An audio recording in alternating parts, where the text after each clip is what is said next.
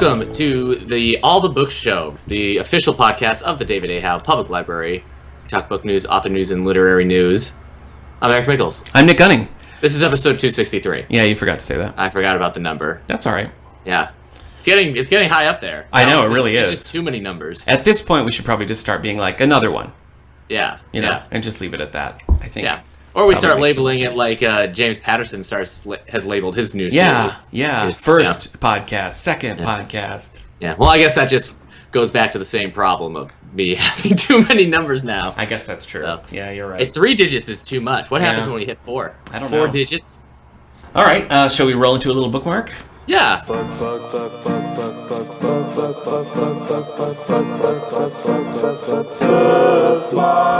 Man, if I knew that song rolled to me very well, you can bet I would have done that. I'm surprised you didn't, even not knowing it very well. Yeah. If I'm being perfectly honest with you. We already have that song by Ben, so. That's true. How can I compete with a barbershop quartet of one? Well, you can't. That's what it comes down to. You know, I should mention that I'm recording from my office for the first time since March. Wow. So, weird to be back. Weird to see your mic sitting here empty. Your headphones just laying there as a sad testament. Yeah. But that's what's happening. What have you been reading? Anything good? Anything you want to share? I'm still reading some of the Black Hammer stories. Okay. This Dr. Star one was Overdrive. The point is they're on Overdrive. And they're on Overdrive at the David A. Howe Public Library system. They sure are. Which is pretty sweet. Yeah, because there's a lot of them. So this is how I would definitely recommend finding them at the moment, because it's a simple story given way too many other series. But Dr. Star and the Kingdom of Lost Tomorrows is pretty self-contained. It's only 4 issues, and it's pretty sad. I think it's the strongest of the Outside series. Influenced by the Starman series from late 80s, early 90s. That's a series I've been meaning to get around to. And a little bit of Green Lantern in there. That's fun. I like me some Green Lantern. Reading the 5th book of The Wheel of Time. I also watched a documentary, Comic Book Confidential. It came out in the late 80s. It's this kind of quirky, trippy documentary on the history of comics in general. Not just like comic book superheroes. Like Stan Lee and Jack Kirby and Will Eisner are in there for like little bits, but it really goes from like the beginning to the 80s and a lot of underground indie comics. So stuff like Zippy and all these other like comics that you had to, I don't know, be following the underground comic book scene to, American Splendor gets a bit of stuff. It ends with Frank Miller talking about how he's writing The Dark Knight Returns. Okay. But yeah, it's just kind of an interesting documentary on the medium. Interesting. I learned some stuff. It was cool seeing Jack Kirby talk. That would be cool. Will Eisner talking about like writing the spirit and everything. Stan Lee's interview, 100% what you've heard. Stan Lee on brand. Even in the late 80s, it was still like, I was planning to leave Marvel anyway. So, I figured, why not do this type of story that I want to do? And so that's how Fantastic Four was done. And then, there I am. And I always said that I'm waiting for my life to begin. And I still am. But, it's a little bit easier these days knowing that Spider-Man's out there. I can't tell if you're doing Stan Lee or Al Pacino. A little of both. Okay. All right. That's good. All right. He's crawling on walls! All right, let's see. What did I do? Let's 4 mechanical arms, you run. Goblin glider, you charge. Yeah, see, I would watch that documentary if it was... I mean, Pacino has done some work in biopics. He played Phil Spector not too long ago, so, why not play Stan Lee? I'd watch it. Jesus. I finished some stuff. I finished The Legend of Luke Skywalker, the manga, from our YA graphics section. Technically, our YA manga section. It was fine. It was good, not great. The premise is it's legendary stories of Luke Skywalker. So the point is they get major things wrong and the story unfolds differently. Only one in there did I really like. It was one about Luke Skywalker and a droid rebellion, which was actually pretty good, and it kind of merged Luke Skywalker and C-3PO in a weird way that I thought worked pretty well. But overall, it was interesting but not great. Okay. I read Marvel Masterworks Black Panther, Volume 1. So Black Panther had been around, in other Fantastic Four and Avengers and that sort of thing. This was the first place where he really got his own spotlight. Not his own title. It was still called Jungle Action. And it felt much more like a Conan or a Tarzan kind of title. Interesting though, interesting to read. I had started with the Jack Kirby stuff, and it was just too confusing, so I went back a little earlier. But I'm going to pick back up with the Jack Kirby Black Panther. Okay. I read Quantum Leap, Mirror's Edge by Carol Davis. This is the final Quantum Leap book. So there's about, I want to say 20 of these Quantum Leap novels. And they're pretty good, actually. Like, overall, they're pretty strong. This was billed as, like, the final Quantum Leap adventure. And I was hoping that it would, I don't know, be a little bit more satisfying than the series was, because the series was canceled, and they had to kind of go and change some things in the final episode with some, like, text on the screen explaining what would have happened. And it was very disappointing. But the book kind of held to that and just dovetailed in with the novel. So a little disappointed, but it's also the end of an era. I've been reading these Quantum Leap novels since, like, high school, and this was the last one, so. Do you have any more Secret World of Alex Max books you could read? I do have a couple. I do. Thanks for asking. Yeah, I definitely do. I read a little bit in the Twilight realm, but I'm not going to talk about it now because we're going to have special guest and Twihard fan Kendra Mickles. Twihard? Did you come up with that? Do you like it? I think I've heard it before. Anyway, Kendra's going to be joining us. No, I'm just a little try-hard. She's going to be joining us in episode 264 because she just read Midnight Sun as well as... Let me tell you. I know. Well, let her tell. Let her tell. I have been given a no mockery mandate. There's no mockery allowed at this moment. She's too into the world of Twilight at this moment to allow any mockery. Movies or anything, so I just have to like contain it or save it for. How cool is she going to be with me bringing up the troubling messaging of the Twilight franchise? I don't know, probably fine. Okay, good. I did a meme about Midnight Sun without reading it. It's gotten some play. That's nice. That's nice. Yeah. I am currently reading Oath of Office. This is a Jack Ryan novel. It's super long, so I'm going back and forth between the paperback and the Overdrive Libby audiobook. Did you say back and forth or back and forward? I said back and forth. Okay. I said back and forth. It was obvious. Yeah. I'm also reading Last Best Hope by Una McCormick. This is the first of the Star Trek Picard books. Yeah. My Star Trek Star Wars book club just hit its 2-year anniversary, so we're reading this Picard book. What's the traditional 2-year gift you give for a book club? We read another Star Trek book. Oh, okay. I thought it was linen. This will be our 35th book. 35 books in 2 years. I think is that's an accomplishment that put that on my tombstone. Me and my football book club are going to come out and knock the books out of your hands and push your glasses in the mud. You better not. What's up, Star Wars book club nerds? I watched kids read books about football. 1970s Steelers or something. I watched The High Note with Tracy Ellis Ross and Dakota Johnson.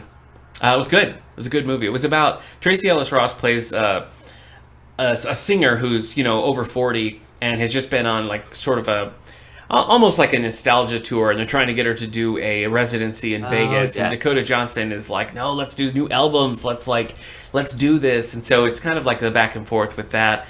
Very funny, very good. So I would recommend that. Give it a shot. I also wanted to mention. Well. No. That's grammatically wrong. That's wrong. Oh, hey, Bill Pullman's in it. Now he I know why you watched Bill Pullman. I didn't know that. He shows up at the end, but it was classic Bill Pullman, so that was fun. Finished The Lost World in Lego format for the Jurassic World thing. Yeah. And you know what's funny? You know how I always make fun of that movie because the boat shows up with just the T-Rex and no crew. Yes. Like somehow he's gone into all the tiny cabins and killed them. Yep. In the game, the Julianne Moore character, Sarah, I want to say is her name. Sarah, yeah. And Malcolm. Sarah Harding! Sarah and Malcolm go on the boat, and all the crew is there. And they're like, oh, these must be pirates trying to steal. And so Malcolm and Sarah fight off the whole crew, and that's how their little wink to explaining what happened to the crew. But it was a fun game, and driving through the city with the baby dinosaur in the little Lego car while the giant dinosaur chases you was good times. Good times all around. You don't have to tell me the Lost World's exciting. You'll be happy to know that I'm now playing as William H. Macy through Jurassic Park 3. Yeah. All right, that's it for me bookmark-wise. You want to do a little book news? You want to tell me what's on the New York Times bestseller list? Yeah, let's do that. Look into the future to see what it proves. It's time for book news. Number 10, Then She Was Gone by Lisa Jewell. Where'd she go? No, Has that been here before? I think moved that's circling back around, I think. Yeah, 10 years after her daughter disappears, a woman tries to get her life in order, but remains haunted by unanswered questions. Spooky. Number 9, First Case by James Patterson and Chris Sure. Stevens. After getting kicked out of MIT, Angela Hoot interns with the FBI and tracks the murderous siblings known as the Poet and the Engineer. I guess I would have gone with Hoot as the title instead of First Case. Yeah. And this is also, so this is about an owl that solves crimes. Yeah, like give a hoot. Okay. Yeah. Look at that. Look at all the title options you'd have if you went with Hoot. Wow. Yeah. Hanging with Mr. Hooter. I don't think like that. Mr. Hooper. Yeah, like it's Mr. Cooper. Cooper. Yeah. There was Hooper was a Burt Reynolds movie.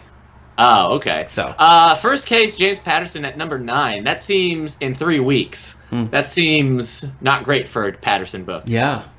Number 8, The Order by Daniel Silva, the 20th book of the Gabriel Allen series. Number 7, 28 Summers, Ellen Hildebrand. A relationship that started in 1993 between Mallory and Jake comes to light while she is on her deathbed and his wife runs for president. Is it just Mallory? You always say Mallory, like that's a name. Is it just Mallory? Yeah, it's Mallory. Okay. I said Mallory?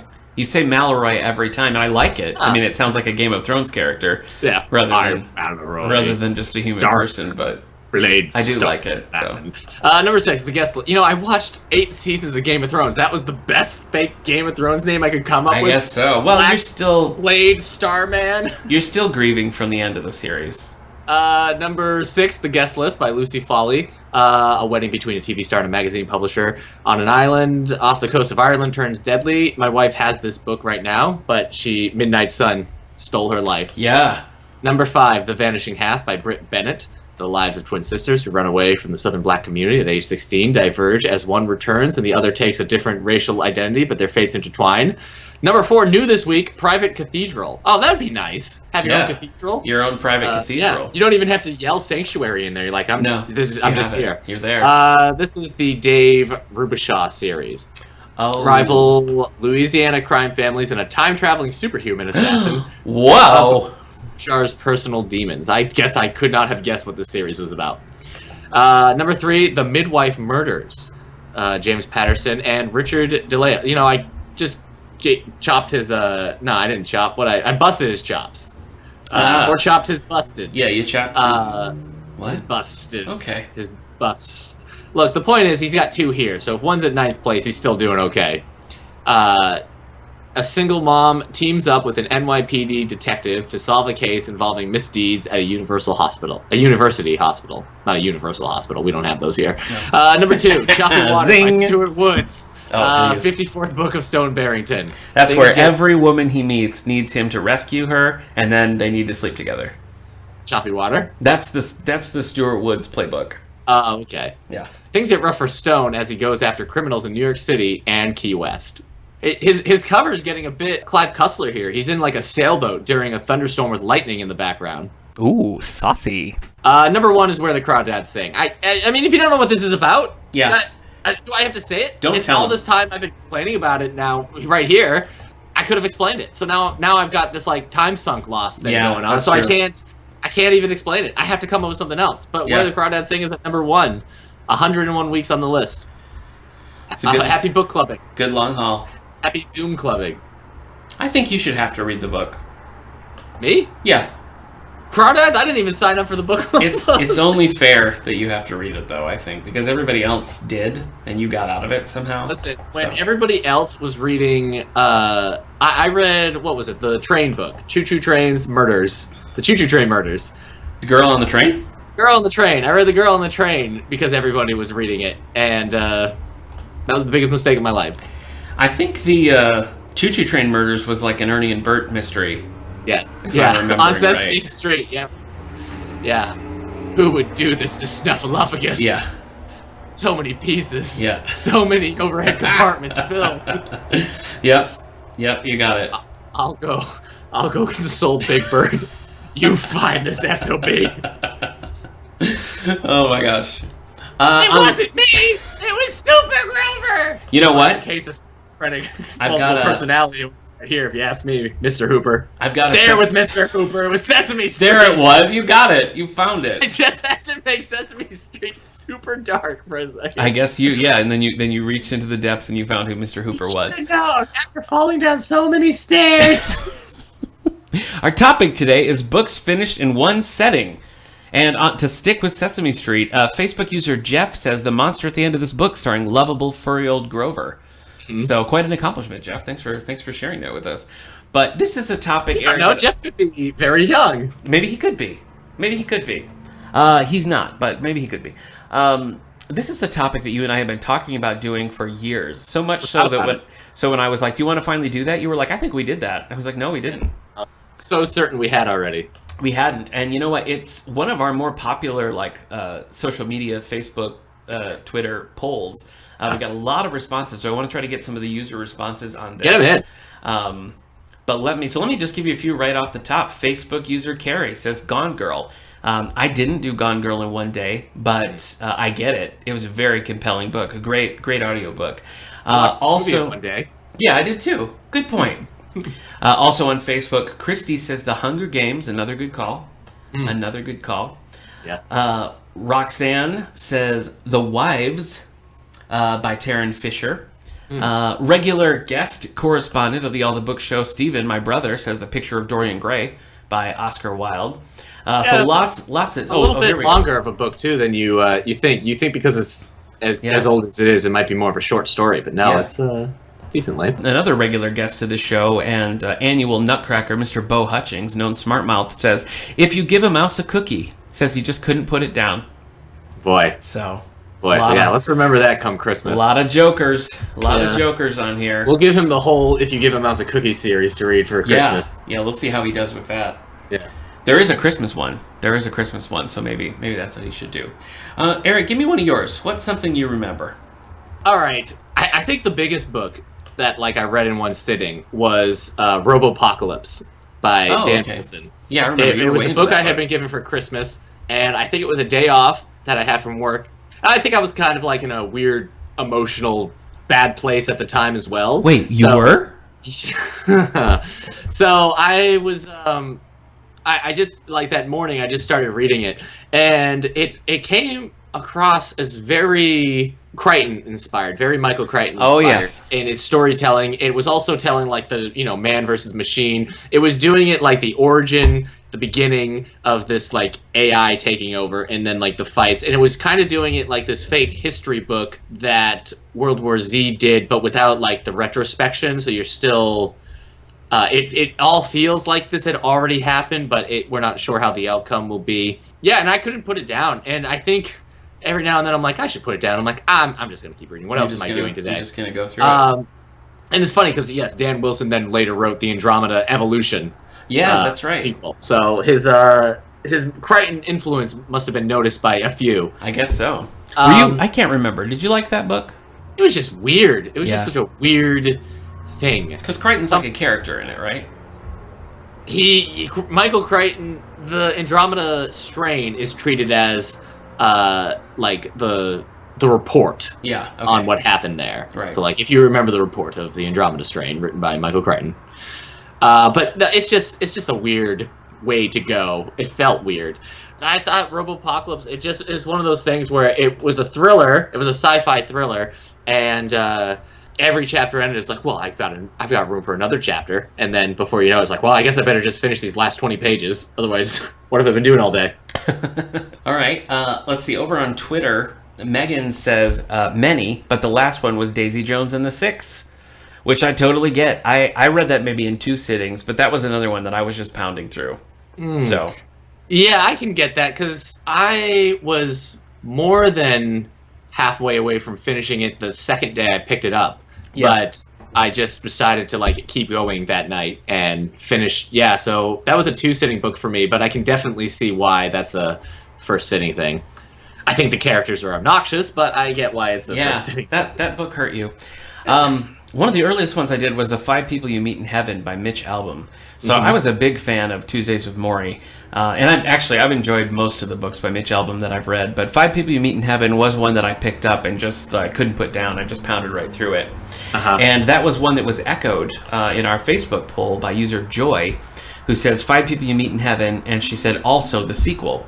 So both were good. The sequel I remember kind of surprising me. I didn't really... I wasn't expecting to like that one as much as I did, because it's kind of like you don't need a sequel to that book. But yeah, I agree. That first book, 5 People You Meet in Heaven, was one that I just sat down and pounded through. What else you got?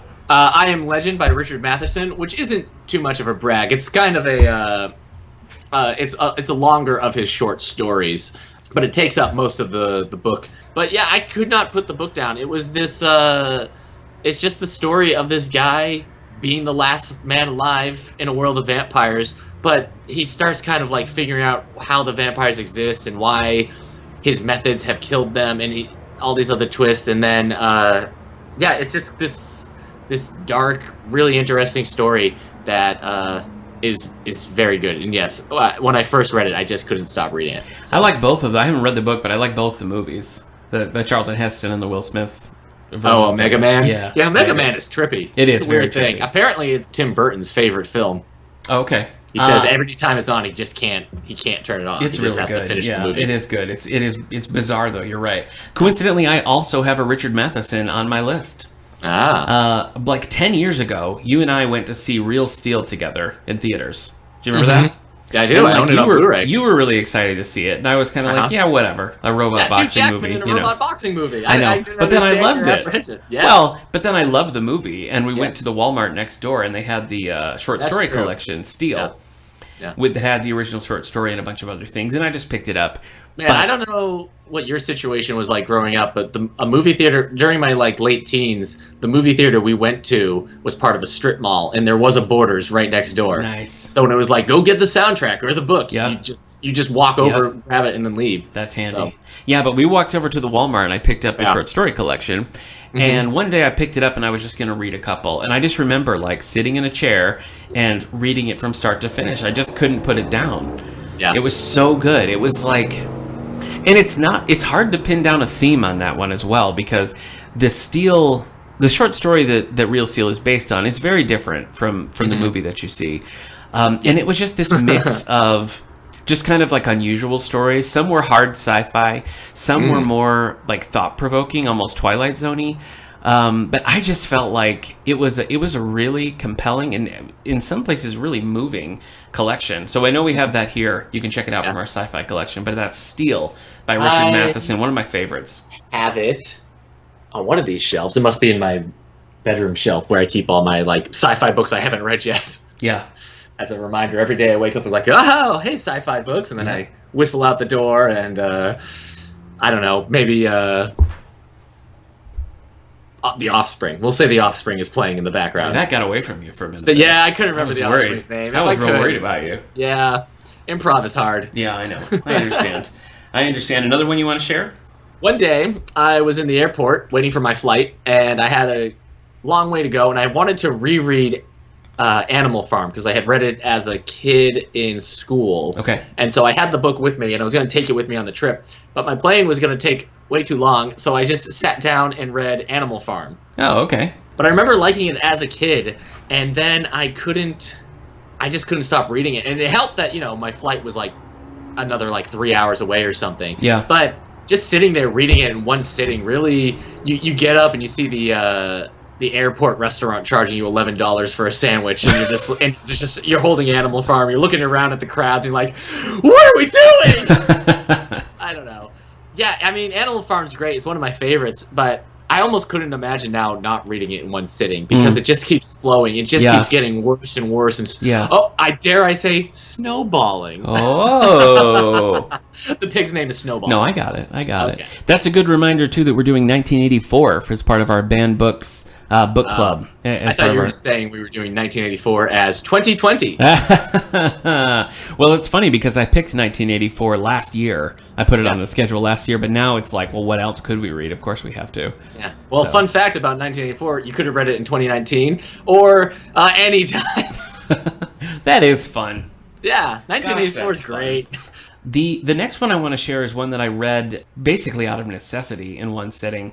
Oh yeah. I read it on a midnight train to Georgia. To Georgia? Woo! No. From Buffalo to Chicago when I was in college. Proved too hard for the man. That makes sense. No, I was on this overnight train and it was completely packed. And so I had to share a seat on the train, and I did not have much of the seat. I was kind of dangling off the edge. Yeah. Couldn't sleep. Somebody had a dog. It was kind of a hellish journey. Mm-hmm. So I borrowed an MP3 player from a friend of mine, and it had the weirdest collection of songs on it.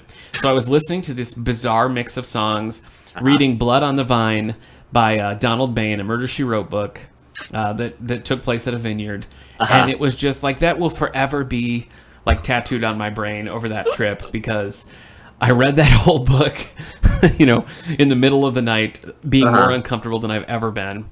But then I got to Chicago and I walked around and I bought the Star Wars novel Vector Prime right there in Chicago, and then took just a 2-hour train to Michigan to visit my family for a couple of days.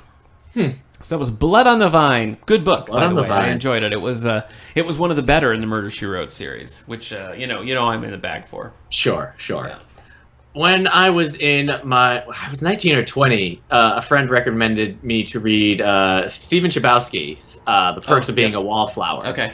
And it was funny because I was over at this house that night. Like, they and all their friends or siblings were outside, like, talking and stuff. But I had to go to bed because I had work the next day. But instead of going to bed, I just read through The Perks of Being the Wallflower in one sitting. It's another one where, like, things seem like they're getting better, and then they're starting to feel worse and worse and worse.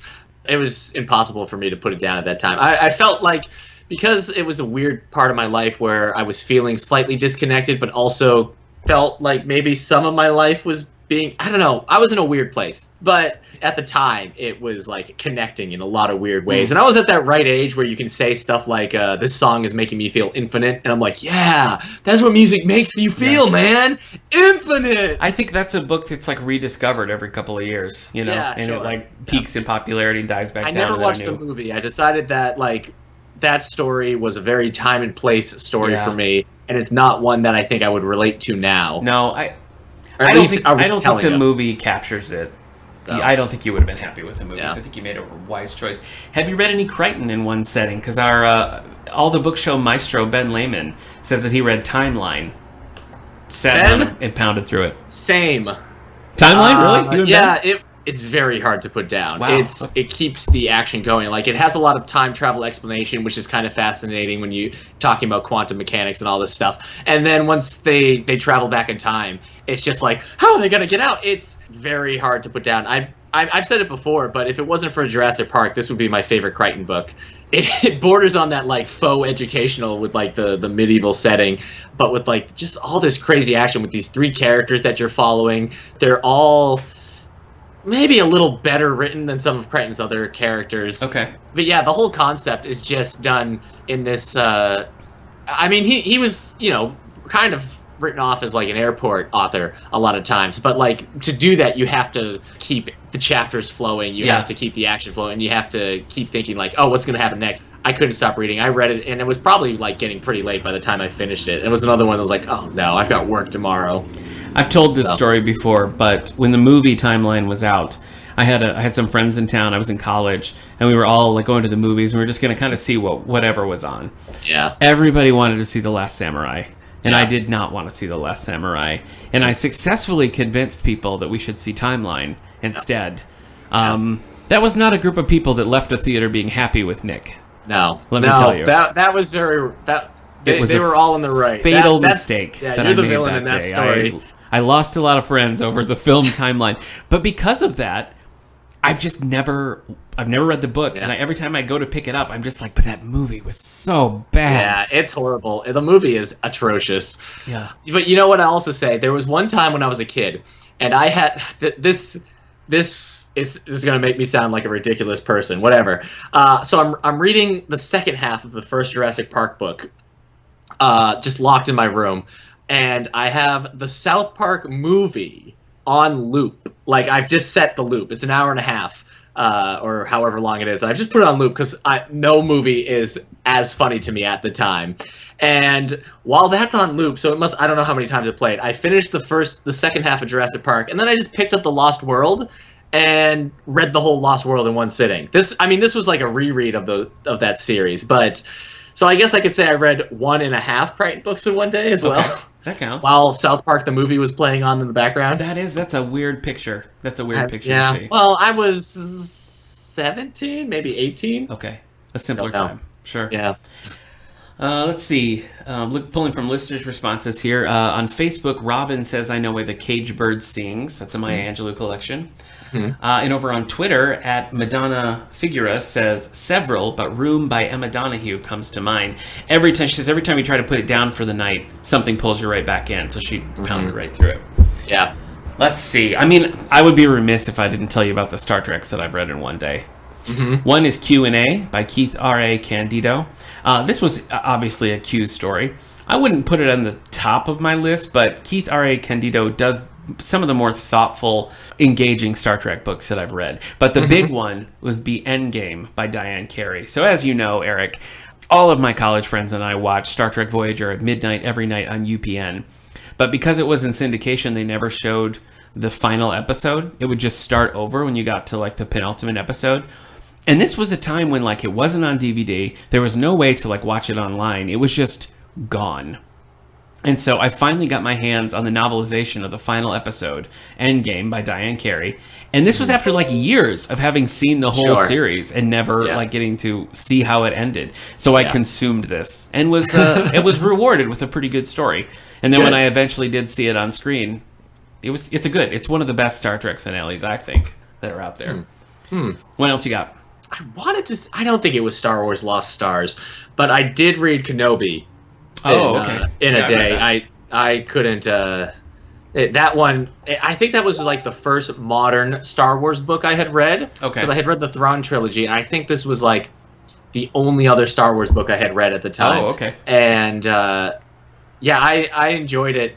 I got it from the library. I don't know if I got it like new or not, but it was just telling this like I every issue I'm like, well, is he actually going to talk to he's going to get in contact with Qui-Gon? Is he going to get how's he going to solve everything? What's happening? I don't know. It's a very contained story. It's this one moment in time with Kenobi, but I just thought it was very cool. The Western theme that I think a lot of people see in there, I don't really notice too much, probably because I was more into the Kenobi stuff. I felt like very much it was a Western. Yeah, okay. Yeah, I got that vibe. Coming off, this was the first book I read after the Thrawn trilogy, and it kind of set a precedent of me like just picking up these like Star Wars books as, you know, almost airport thrillers. Yeah. In some ways. I read a history book, 13 Days by RFK, Robert F. Kennedy. Oh, wow. I pounded through that. Boy, I've said that like 8 times now. Yeah, I'm you to sure go have. through and cut that out. Yep. But I just devoured that one because it's all about the Cuban Missile Crisis, and that's a very tense, like anything can happen sort of moment in history. Yeah. And the writing was just really X-Men strong. Were there. I know, yeah. And I mean, I knew how it ended, but still, something about it was just really gripping. So that was one that I couldn't put down. I read a few Robert B. Parkers that way, but they kind of lend themselves to that because they're really dynamic in their, you know, the sparse narration and the focus on dialogue. They lend themselves to quick readings. But Brimstone, which is an Everett Hitch Western, and Melancholy Baby, which is a Sonny Randall, I read through both of those. And that's, I feel like reading the Parker books quickly is the way to do it because they're very cinematic in how they move. So that worked well for both of them, I think. My last one is kind of it's not one, but I have a batch of ones that I read for a specific reason. Okay. So I'm going to pull a couple other users. Do you want to pick one more to share? I mean, I guess the YA book that springs to mind is the Salt to the Sea by Rudisapedis. The chapters are very short, and because she's switching between like 4 different characters, it just goes by faster than you think. Even though like the size of the book feels slightly intimidating at first, you realize like, oh, I've read 3/4 of this book already. I mean, it's that disaster movie mentality where you know nothing good can happen as this goes on. So you're almost trying to read through it to get past the disaster. It's the whole reason, like we still make Titanic movies and, the Titanic buffs. It's just like you can't look away even though you want to. That's a very successful young adult thriller while still getting a lot of emotion in there. So that's the one that comes to mind. All right. On the YA train here, looking at some of our user feedback, Facebook user Karen says Harry Potter and the Sorcerer's Stone. Steven says The City of Ember by Jean Duprow. That's a great series. That first book is particularly strong, but that's a good one. Elsewhere, let's see, Sarah says Where the Crawdads Sing. Someone had to say it. And I get it, because even though I have criticisms of that book, it does move. It's compelling and it moves well, so that makes sense. My last batch here all kind of fit together because they're authors that we were prepping an interview for. Playing with Fire by Tess Gerritsen, and we interviewed her specifically about that one. The World Without End by Joe Haldeman, and The Goodbye Quilt by Susan Wiggs. Those are all ones that I was specifically reading like on a deadline to try to get a bunch there so we'd have things to talk about with the authors. But the most memorable one of that for me would probably be The Long Sandy Hair of Neptune Zamora by Mike Nesmith. You remember when we were getting set to do the Mike Nesmith interview, the turnaround time on that was really quick. Like we reached out to his people and they got a response quickly and they were like, yeah, he can do it this afternoon. And I was like, it was like my book had just come in the mail. Yeah. So that was one where I like barricaded myself in my office. I had you cover my desk shifts and I just sat down and it was like zoom, zoom, zoom, zoom, zoom. Luckily, and then you liked it though. I did. And we had that super in-depth interview about it.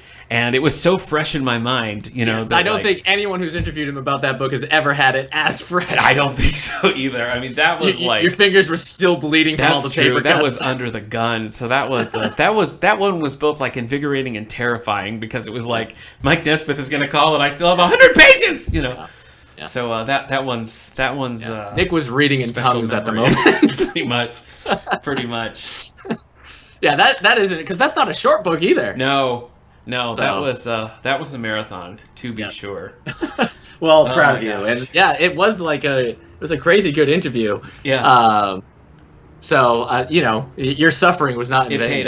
It paid off. Yeah, I remember because he asked me some questions about the book too, because he was like, "What was that guy's name?" And like I had it, and I was like, "Oh my gosh, thank goodness." But that was a very memorable experience. Anyway, I want to thank all of our listeners who gave us feedback for that. We didn't get through all of the responses, but we appreciate your responses, and they're continuing to come in. So thank you. Thank you for sharing them with us. Hey, Ready Player One deserves an honorable mention for me by Ernest Cline. I read it in 2 days, and the only reason I didn't finish it in one sitting is because I had to work. Did you see that they've officially said that Will Wheaton is going to read Ready Player 2? Yeah, I know that read was the first one. I know I'm over the Will Wheaton everything. Anyway, thanks again to everybody who participated in the poll. We liked seeing all your responses. Thanks. And you're the real books read in one day. That's right. Yeah. That's right. Don't let anyone tell you differently. Exactly. As far as library news, I mentioned it earlier, but for our Banned Books book club, we're going to be reading 1984. And then we've got a couple of Halloween books set for October with Frankenstein and I always forget the title, the Elizabeth Frankenstein YA book. Yeah. We're reading both of those together. The Dark Descent of Elizabeth Frankenstein. That's right. Thank you. By Kristen White. Speaking of Dark Descents, next week we're going to be joined by Kendra Mickles, co-host of the podcast 902 and Here We Go. We're going to be talking all about the Twilight series and Stephanie Myers, whether we like it or not. That's right. All right. I haven't read any of them. I'll just say that right now. But you've enjoyed the riff tracks of the movies. Yes, you can't deny that. I can go. All right. That's going to do it for this week's episode of the All the Book Show. Go out there, read a book in one sitting, and report back. We'll see you next time. Bye. We did it. We did it.